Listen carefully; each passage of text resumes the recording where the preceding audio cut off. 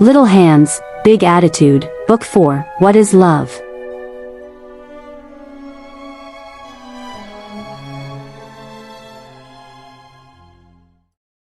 All right. Sonic announced.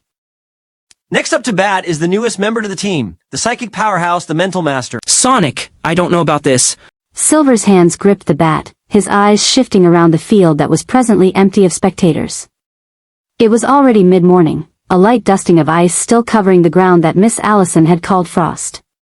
She'd said something about the first snow coming up soon, but she hadn't had time to elaborate on what that was before she headed out for work that morning. Sonic and Tails were out of school for the week, thanks to some holiday approaching they called Thanksgiving. It was a holiday celebrating being thankful for the things they had, and because of Miss Allison, the Wachowskis, and Green Hills as a whole, Silver and Blaze had a lot to be thankful for. Because of the break in school, Sonic had asked if the two of them wanted to come with them to the baseball field for a little bit, but the last thing Silver had expected to happen when he agreed was for Sonic to hand him a big, wooden stick, and then tell him to use it to hit a projectile that his fellow hedgehog would throw at him. Sonic stood on a slightly raised part in the middle of the field he'd called the pitcher's mound, a Green Hills ball cap on his head as he dug his feet into the partially frozen ground. Come on, it'll be fine. Look, all you gotta do is swing when the ball comes at you, and knock it out into the field. Then run around the bases before Tails can get the ball back to me, and I get it to Knuckles behind you there. Silver looked behind him, where Knuckles was crouching, prepared to catch the ball if it should get past Silver. The echidna shrugged. Sonic has reduced me to this position, due to my superior methods for hitting the ball. Sonic frowned at his older brother. Knuckles, hitting the ball so hard it catches fire and burns a hole through the scoreboard isn't superior to actually following the rules. You have no right to argue that. You insisted that even though I knocked the ball out of the field, since you technically caught it, that it counts as an out. Silver groaned softly. This already seemed like a bad idea. Try to make contact with the ball. Silver took in a deep breath and then let it out in a puff of mist as he nodded. Okay. He whispered, crouching down a little bit. You got this, Silver! Silver saw Blaze standing off to the side, cheering him on from the safety behind the fence. Seeing her face made his nervousness fade just a little. Do not make the novice face your hardest throw. Knuckles insisted. Silver felt a twitch shoot up his spine about the same time the ball snapped loose from Sonic's hand in a bolt of light. Silver's eyes flickered blue as panic overrode his senses. For a moment, he forgot it was a ball. For a moment, he was back on the burning island he'd grown up on. An island where he had to dodge flying balls of burning rock and debris as Pele threw fragments of her crown down onto the land. In that moment, he barely thought about where he was, only to avoid being hit. There was a burst of energy from him, and then the harsh rattling of metal, and Silver snapped back into reality and looked behind him. Knuckles was lying on the ground, the ball in one hand and shaking the other with a grimace. He'd slid backwards, or perhaps been thrown back, into the fence, the frost torn away from the soil by his movement.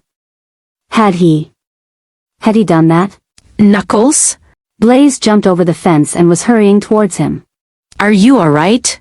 Knuckles quickly collected himself, sitting up straight and putting his wounded hand behind his back. I am quite all right, Blaze. No need for concern. Blaze frowned, pulling his hand back out. Are you sure? Perhaps we should have your mother overlook your hand? The echidna gave the cat a smile. No need. The pain is waning as we speak. Sonic came over, a smile on his face. Dude, that's what I call a curveball. Wait, what? Silver murmured, still a little disoriented. But I don't think making the ball curve around you for Knuckles to catch is quite the right way to go. Try again? Silver dropped the bat and plopped down on home plate, putting his head in his hands as he scrubbed at his quills. Hey, don't get discouraged. That was only your first try. We can try again if you want. Silver shook his head. No. He got up from the ground and handed the bat to Tails. I think I'm done for today, thank you. Oh, come on, we just got started. Do not try to force him, if he is not ready. Knuckles responded, letting Blaze remove his gloves to examine his hands and confirm he was fine. It may be that base of ball is not the most suitable task for him. Silver felt another twitch, and then gasped as they heard a creaking, before a large limb came crashing down from a nearby tree, landing on the ground right where Blaze had been standing a few moments ago and smashing the fence down with it. Sonic stared at the limb. Maybe you're right. Maybe we should move on to something else. We need to tell Dad about this. He might want Mr. Givens to check the rest of the trees for similar damage. He then turned to Silver. You and Blaze can come over to our house and play video games if you want. I'm sure Dad won't mind. If you are certain, I would like to learn how to play. What about you, Silver? Silver shook his head. No, you go ahead. I think I'll just head home. I think I need some quiet time for a little bit after that. Blaze frowned.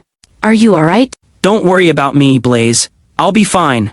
I might come over in a little bit. You go have fun with them. Blaze looked at him for a moment more, and then nodded.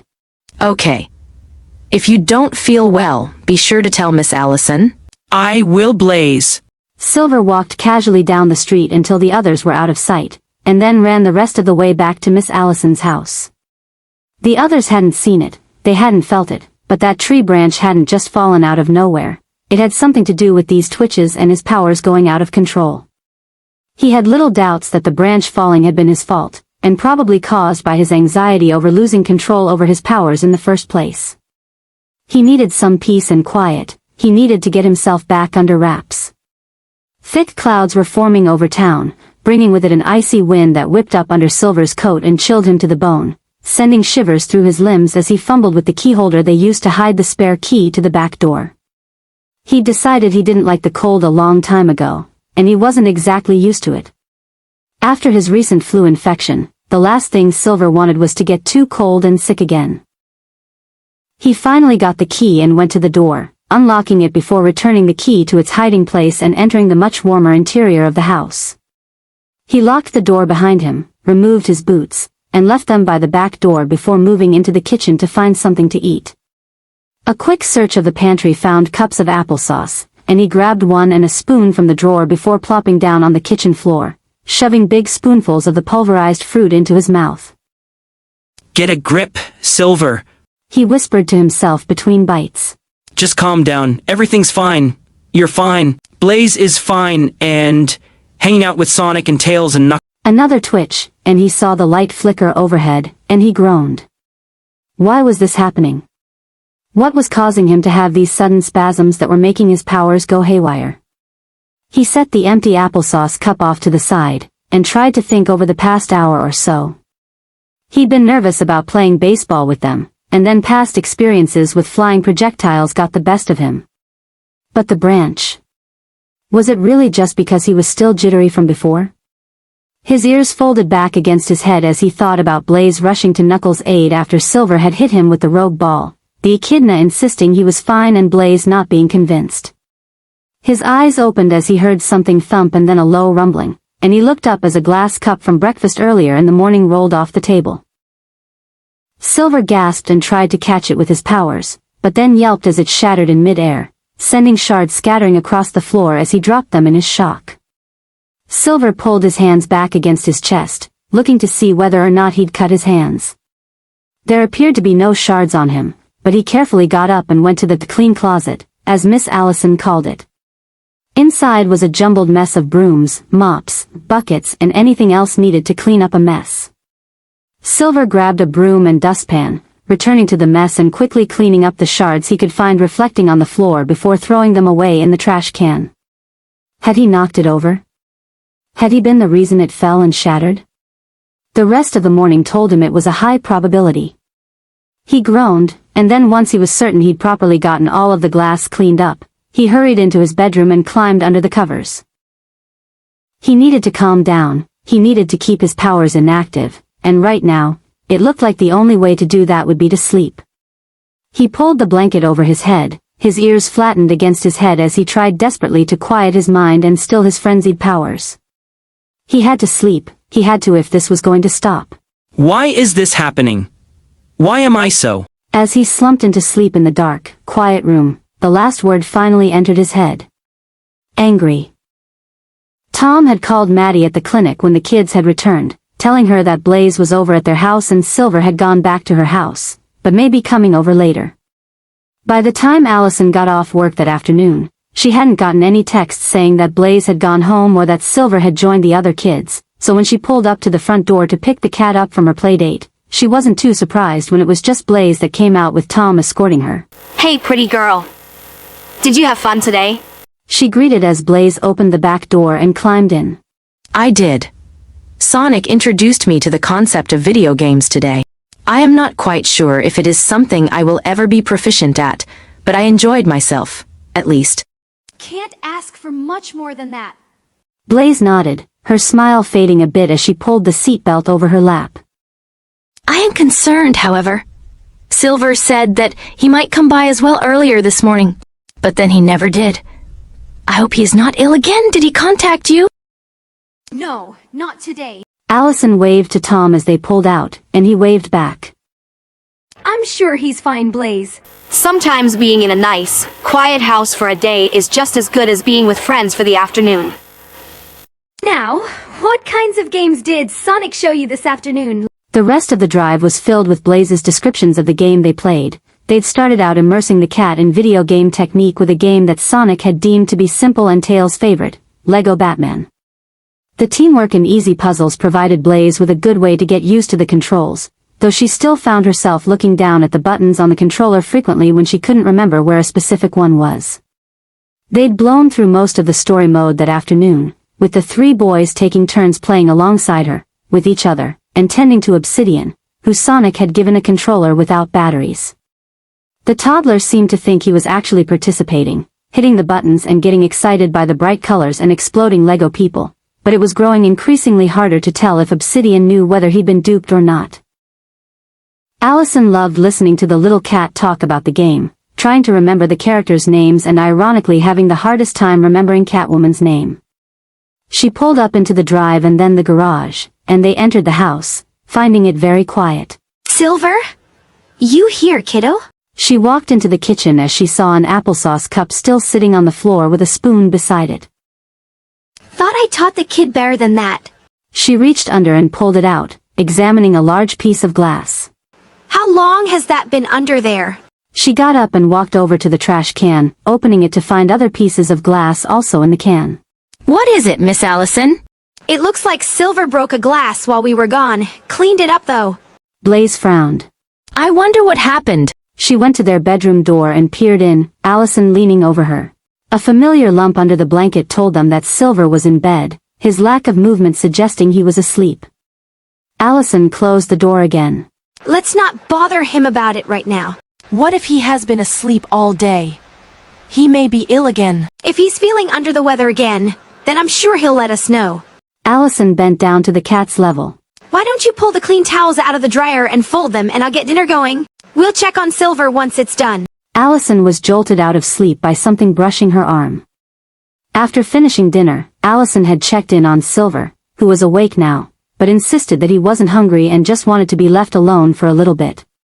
He'd been alone all day, but a quick hand to his forehead had comforted her in knowing he at least wasn't running a fever.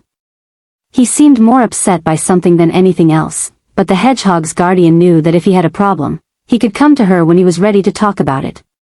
He'd finally gotten up for a little bit and ate a grilled cheese she made for him, and then helped Blaze put the folded laundry away, but he hardly talked, other than apologizing for the broken glass when Blaze asked about it.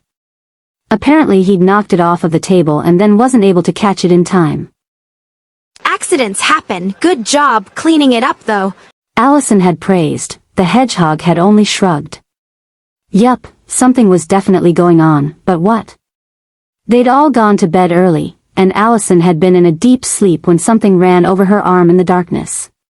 She sat up quickly, looking around frantically through her curly hair and her face before pulling it out of her view and seeing a series of glowing cyan markings in the darkness. Silver! Oh, she huffed, putting a hand to her chest. You scared me, kiddo.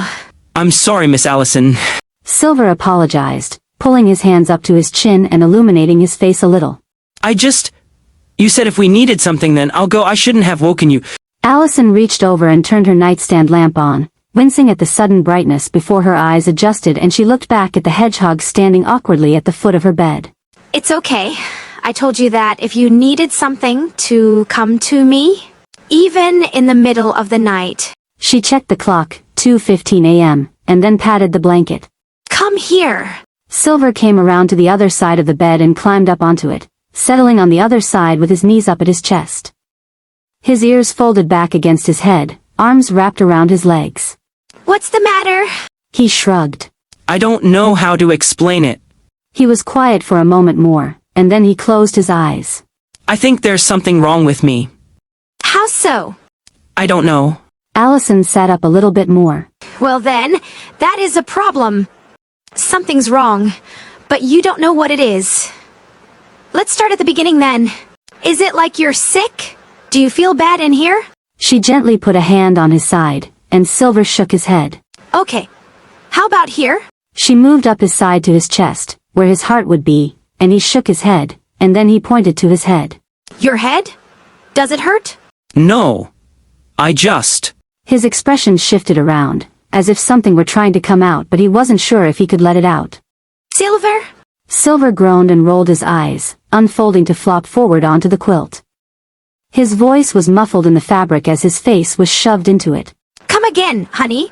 Silver rolled his head off to the side a little, talking out of the side of his mouth. I don't think I like Knuckles. Allison nodded slowly as he rolled his head over to the other side, staring at the wall and away from her. And why is that? That's the problem, I don't know. He waved his arms around as he spoke. He hasn't done anything to warrant it, nor has he said anything that I can determine would spur such a response. But sometimes when he talks, especially to her, I get all bristly and agitated and I... Her? You mean Blaze? Silver shoved his face back into the blanket, but he nodded. Allison smirked, leaning forward and stroking the teenager's back. So maybe it isn't that you don't like Knuckles, but more that you don't like Knuckles talking to Blaze. Silver flopped over onto his back, staring up at the ceiling. It's not that I don't want her to make other friends, I do. I just don't know. She offered him a throw pillow to shove his face into and he gladly took it. He was quiet for a moment again and then pulled it back down. What's the matter with me, Miss Allison? Why is it that only Knuckles warrants that response? I don't have this problem when she talks with Sonic or Tails. Allison patted Silver's leg. Does him talking to her like that make you jealous? I don't think so, am I? I think I know what's going on. Silver looked back at her. You do? I think you're suffering from a case of PBS. What's that? Allison moved to lie down beside him. Protective brother syndrome. That's a sickness. Well, sort of. It's like this. She turned towards him. You care about Blaze very, very much, right? Yes, ma'am. I don't know what I'd do if something happened to her. Exactly. You don't want anything to happen to her, physically or emotionally. You want to make sure that nobody hurts her. But Knuckles hasn't shown any signs of wanting to hurt her, so why? That's not the point. The point is that you want to make sure he doesn't hurt her. So when she's getting close to him, it bothers you because you don't trust him yet. It's like if someone wanted to get close to you and Blaze. I would be naturally suspicious of them, protective of you and not letting them get too close. Until I know that they really, truly mean no harm. Silver was quiet for a moment. I see him as a possible threat to her happiness, not her physical form. Exactly, Silver. So, you think I see her like a sister? Does that mean I still love her? There's more than one kind of love, Silver, and there are words to go with different kinds. The kind I think you feel for Blaze is called familial. It is the love between family. Like how Knuckles loves Sonic, Tails, and Obsidian as brothers, and Maddie and Tom love them as parents. There is also platonic, which is the love between friends. But the one Knuckles feels with Blaze is the beginning of the same love that is between Maddie and Tom. Romantic love. Silver nodded slowly, looking thoughtfully up at the ceiling. So, how do I get to the point that I can trust him? Well, I think the first thing you can do is tell Knuckles how you feel. Once he knows how you feel, then he can find ways to show you that there's no reason to be worried. But he can't help you fix the problem if he doesn't know what the problem is. Silver pulled the pillow over his face again. I don't like confrontation, Miss Allison. He responded as he then put it under his head. I know. And I can't decide what you should do for you. I can only tell you how I would handle the situation. Both were quiet for several minutes, just lying there on the bed in the quiet. Allison stared up at the ceiling, trying to think of any more wisdom she could share. She'd been in the same situation once, when her older sister had been in love with a guy. The guy had sent off so many alarm bells in Allison's head, and she'd expressed the same concerns to both her parents and her sister. But in her case, she'd been right. The guy was a major jerk, but her sister had been too blinded by her infatuation with him that she didn't see it, and then she'd run off with him, leaving her then boyfriend behind, his heart torn into shreds. He still lived here in Green Hills, and she still saw him every time he drove by in one of the police cruisers. Poor Wade, he didn't deserve that sort of thing.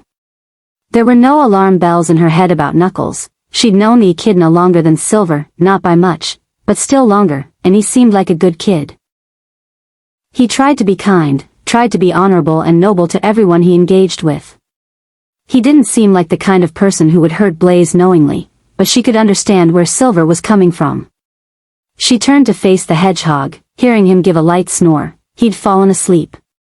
She smirked, and then carefully got up, folding the blanket over him on that side before getting back in on her side and settling under the blanket as well. Good night, Silver. She whispered, stroking his head before laying back down and turning out the lamp. Silver hadn't meant to stay in his guardian's room all night, but when he opened his eyes, he found the room brightened from the light coming in the window. The bed on Miss Allison's side was empty, but she'd tucked the blanket around him on his side, keeping him warm. He pulled the blanket a little further over him, thinking back over what she'd said the night before. He'd told her he wasn't jealous, but was that true? Was he really not upset over the fact that she suddenly wanted to spend time with other people and not just him? Silver got along with Tails fairly well, and while Sonic's confidence and excited demeanor conflicted with Silver's natural caution, he couldn't say that he didn't like his fellow hedgehog. Obsidian? It was still too early to tell how well he'd get along with Obsidian. But Knuckles. Like he'd told Miss Allison the night before, Silver couldn't find any reasons to make him think the echidna was a problem. Other than the fact that Blaze seemed to care about him more than she did the other two. Were the two of them even aware of it? Did Knuckles and Blaze see the same kind of love, the same eros, that those on the outside did? He pondered this as he rolled over, peering at the window to look out. All he saw was white. The hedgehog sat up, his ears pricked up and quills flaring a bit. He scrambled out of the bed, ignoring the cold floor on his bare feet, and rushed to the window, pulling the curtains back. The entire front yard was covered in a thick, white sheet of something, some of it having settled on the outer sill of the window. The covering spread out past their yard as well, coating the road and every house and yard within view, and more of it was falling down from the sky. Out on the driveway, he could see Miss Allison, appearing to try to shovel some of it out of the way. Silver rushed out of the room, flinging the door open and hurrying to the front door. He opened it, rushing out onto the front porch before being blindsided by a sudden gust of chilly wind. And Miss Allison? He pleaded from the porch. Miss Allison looked up from her work, pulling the hood of her coat back so he could see her face. Goodness, Silver! If you're gonna come out here, put on your coat and boots. She responded with a smirk. And close the front door. You're letting all the cold air in and the hot air out. Silver quickly closed the door behind him, but remained on the porch. I don't understand. How can it be this cold if this much ash has fallen? Something massive must be on fire nearby. Are we in danger? A puff of mist left Miss Allison's lips as she gave a laugh. Okay, I see what's going on. She walked back up the path from the driveway and up onto the porch, out of the falling debris. No worries, Silver. There's no fire, and all this. She gestured to the landscape. This is not ash. It's not. She gestured to the door as she shook her head. Why don't you go get your sister, and both of you put on your boots and coats? I'll explain it to both of you once you're all dressed for the weather. Silver nodded, though still quite confused, and then he returned indoors. He almost ran into Blaze, who had been running for the front door looking as panicked as he'd been just a moment ago. Blaze? There's ash everywhere. What's going on? Silver shrugged. Miss Allison says it's not ash, but she wants both of us to get dressed warm before we go back out on the porch, and I agree, it's freezing out there. The two of them got their boots, coats and gloves, and then once they were fully dressed up, they went back to the front door, where Miss Allison was now working on clearing off the walkway with the shovel. Blaze shivered as she stepped out into the morning air. It's even colder than it was yesterday. Aha! I knew it was coming. So all of this is snow. It's frozen rain. But I thought frozen war was ice. It is. Come out here into it for a second, but be careful. The steps are a little slippery. Silver and Blaze carefully stepped out from under the porch roof, letting the snow fall onto their heads and coats. It crunched under their feet, but the rest of the neighborhood was very quiet. Now hold your hand out and let a flake land on it. Silver did, and then watched as the tiny flake, which he briefly saw was an intricate pattern, then vanished as it melted and soaked into his glove. Silver gasped in awe. So snow is what happens when the air is just cool enough to make these flakes, but not cold enough that it hardens into solid chunks of ice. That's called an ice storm, and it can be a lot more dangerous than snowstorms, depending on circumstances. Blaze's ears twitched about as she listened. Why is it so quiet? I don't hear anything but us right here. That's a cool thing about snow. Because it's so light, it forms little pockets of air between the layers, and those pockets trap sound in them. So when you're out in a snowfall like this, it's quiet and peaceful. Silver lifted his head, looking up at the sky overhead. Everything, even the sky, seemed swallowed in a white and light gray haze. Snowflakes landed on his fur and stuck around for a little bit longer than they had on his hands, and he felt a smile forming. I like snow a lot better than ash. Allison smiled.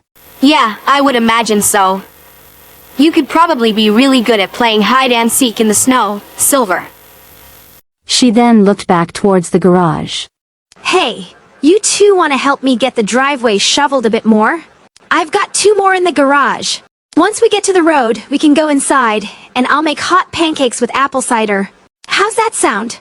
Silver smiled a bit more. Yes, ma'am. He took Blaze's hand, tugging his sister towards the garage. Bet I can clear out more snow than you. A competition. Well, it would be far from honorable to not give my best. Silver grinned as he found the shovels and handed one to her. This morning, it was just him and Blaze. He pushed the thoughts of talking to Knuckles about stuff to the back of his head. Today, he was going to enjoy his first time in the snow.